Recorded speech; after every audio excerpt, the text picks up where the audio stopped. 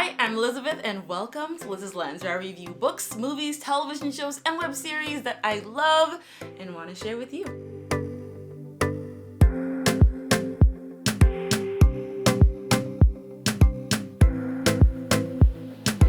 Guys, I am so excited because this, I think, is the first time I'm going to be reviewing anything that's literally come hot off of its premiere weekend. Guys, today I am reviewing Loving Amanda. It was written and produced by Laju Iren, who also wrote and produced the last film that I reviewed, Love is a Star. So I hinted you guys 2 weeks ago that you guys should go get your tickets, so I hope that you did. But if you didn't, I'm going to give you the lowdown on what I love, what I didn't love, what I found really interesting. And let me just say right off the bat, this film was fantastic. Okay, as always, a short synopsis, and we'll get into the rest of the review. Loving Amanda is a romance that tells the story of a young woman's journey from brokenness towards love, healing, and redemption. It's a little bit vague, so I'm just going to get more into it. Loving Amanda is about this young woman who's coming from a very broken place, who meets this man who is in love with Christ, and he wants to share that with her.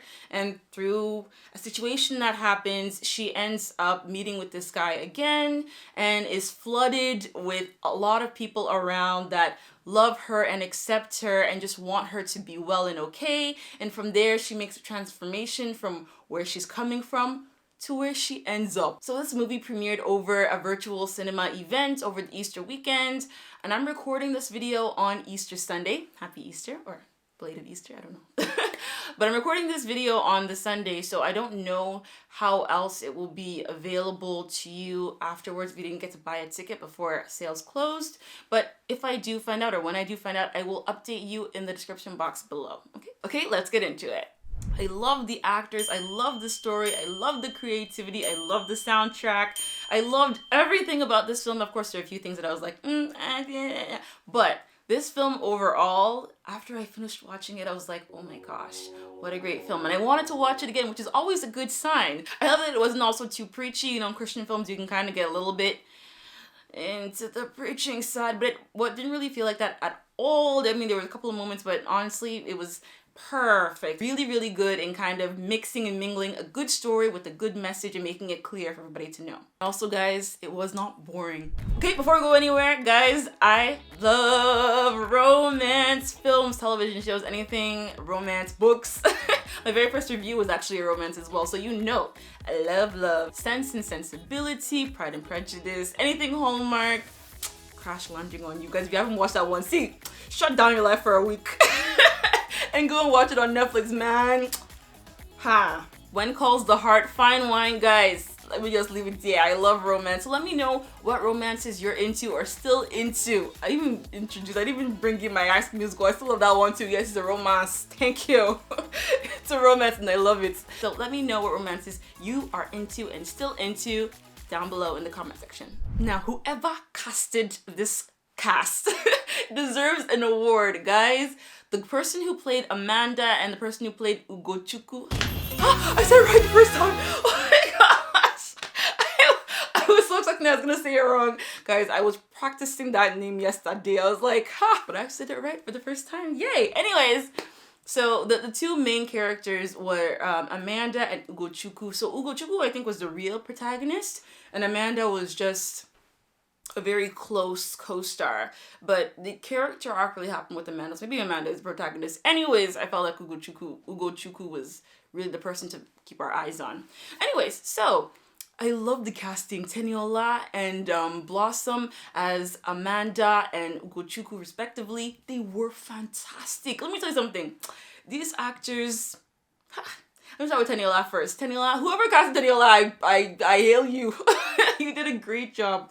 That girl knows, first of all, when you're casting for a role, let me just say, from what I know, a lot of actors can do a really good job, right? But there's only a set, maybe just one even, that can really be your Amanda, your Darth Vader, your Captain America, your Troy, your Gabriella. There's only like one person that can really fill that role, or maybe just like a subset of people that can really fill that role. Like that Gail, I don't know, I didn't write the book that the story was based on, or this film was based on, but to me, she embodied Amanda from head to toe and inside to outside. She was able to really evoke the emotions of Amanda. She didn't just act when she was talking, she acted throughout the entire. I believed she was Amanda. I believed her. She was fantastic. Come and see her eyes moving, her eyebrows, everything.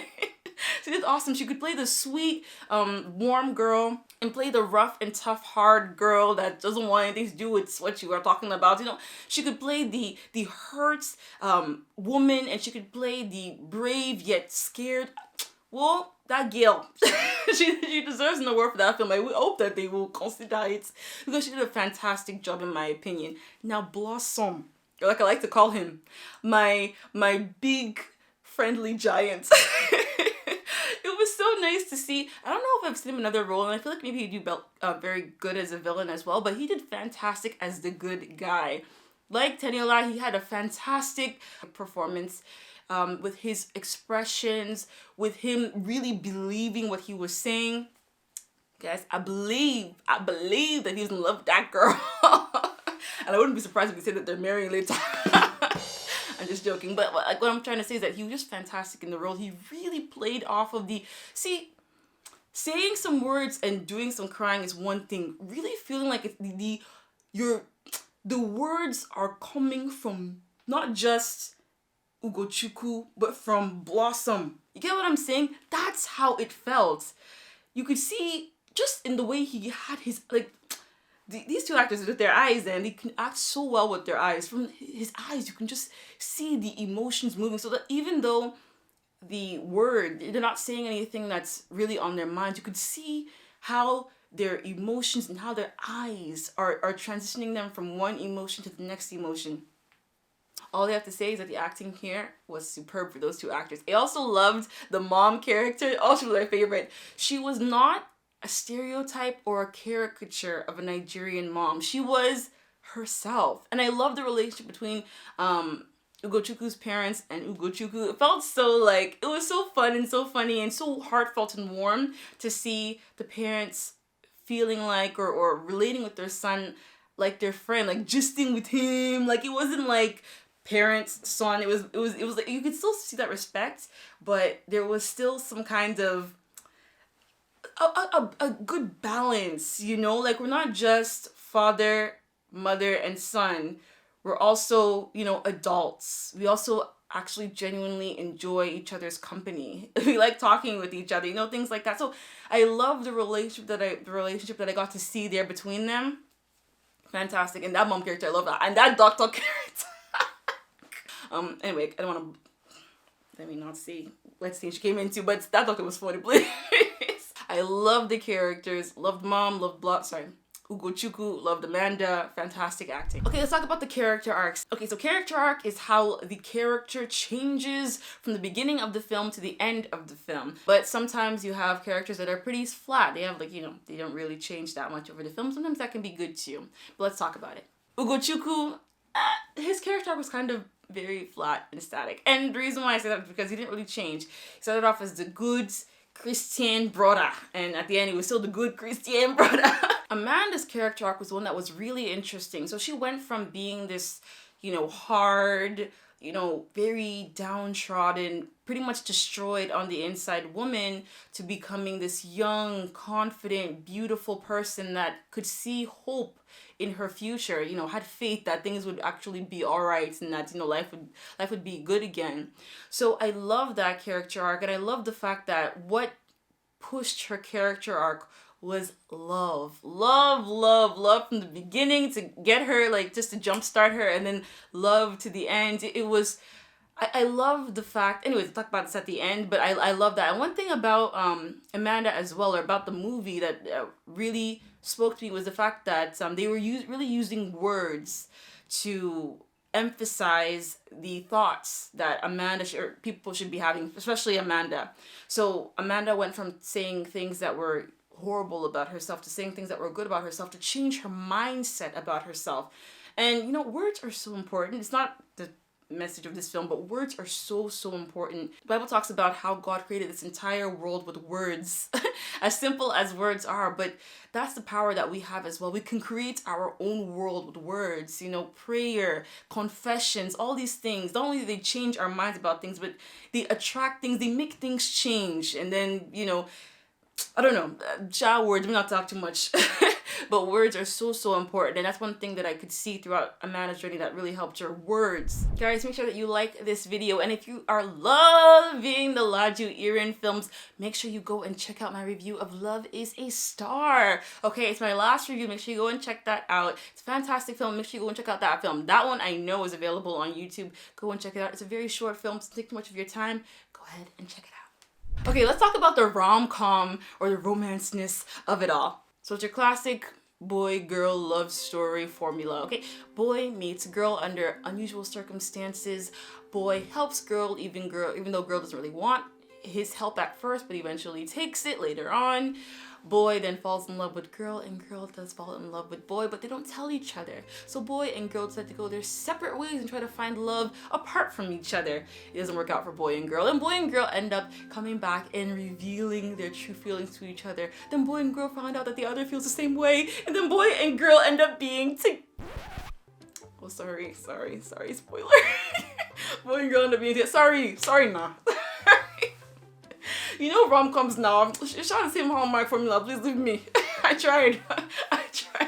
The one thing that I really got from this film and I really enjoyed about this film is how it showed the transformative power of love in Amanda's life. Everybody is loving Amanda, like not just Ugochukwu in this romantic rom-com kind of setting. It's his mom, it's his dad, it's PL, it's Christ, of course, you know? So you could see how her being bombarded with all of that love transformed her from where she was to where she ended up being at the end of the film. I will insert this a little bit though. I feel like I just don't want to say too much about the film because I don't know how many people have actually gone to see it. I don't want to wreck it for you, so I just won't wreck it for you. But so that's why I'm saying as little as possible, but there's so many things I really want to talk about, but I won't.